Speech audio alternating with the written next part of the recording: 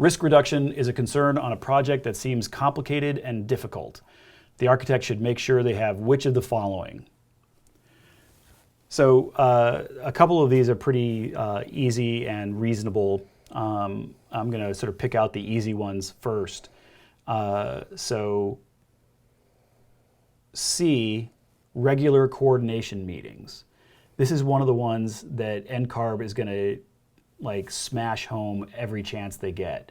It's one of the roles of the architect is to make sure that everything is coordinated. That you're hiring typically the consultants, so the engineers, you're the liaison to the owner, you are therefore also the liaison to the general contractor and to all the subs through the general contractor. And if there's risk involved, the risk is typically going to be about coordination issues. There's lots of other potential risks, but certainly coordination is one of the biggest problems that happens on job sites. So you will absolutely get questions about making sure that you are setting up your office in such a way that you are always making sure that there are coordination processes that everybody is following. So that's going to be a big one. A design log kind of goes along with that. A design log is every change that happens in a design, you're supposed to keep track of those changes. So you have a system for whatever is going on. A client calls up and says, I don't like the awning windows, make those casements, or something like that. That it doesn't just change on the drawings, you actually keep track of those changes. And the reason that you make a log of that is because somewhere down the road, 3 months, 6 months, 12 months down the road, somebody's going to say, well, wait a minute, why did we end up with these awning windows when the drawing said, casement windows? And you need to be able to go back and find the moment so that it's clear when those decisions actually were made, right? That's part of reducing everybody's risk, specifically your risk, but also everybody else's risk. Another one that's sort of an easy one would be a quality assurance plan.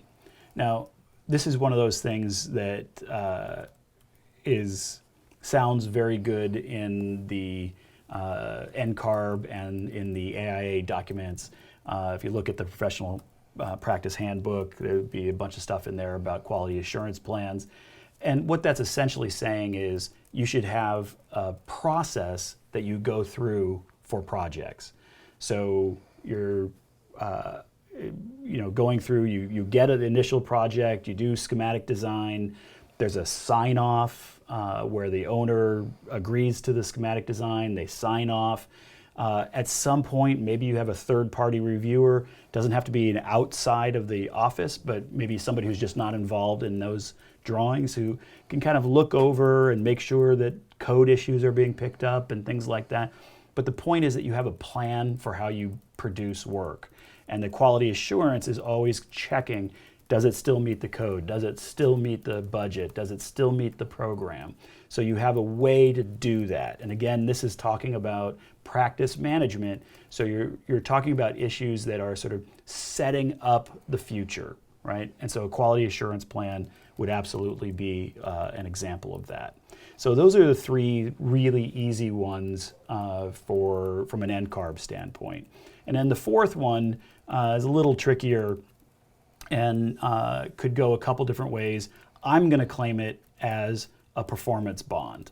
And a performance bond means that when this project goes through, everybody's worried about the risk, and that the performance bond is going to be the thing that where there's a surety involved that is going to say, all right, if the contractor has been chosen, as the project goes through, if for some reason they try to back out, there's an insurance to cover that situation.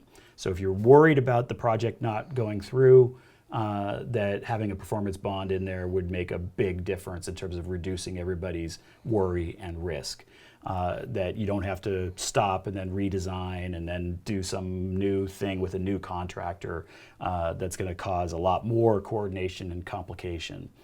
So those are the 4 that I would pick. Bid bond you could do. Employee manual is also pretty reasonable, but those are the 4 that I think are the best out of those 6. And for those of you who are ready to start preparing for the ARE, and if you're already an AIA member, you can use coupon code 32917PMYT to get a 15% discount for the entire duration of your ARE exam prep membership.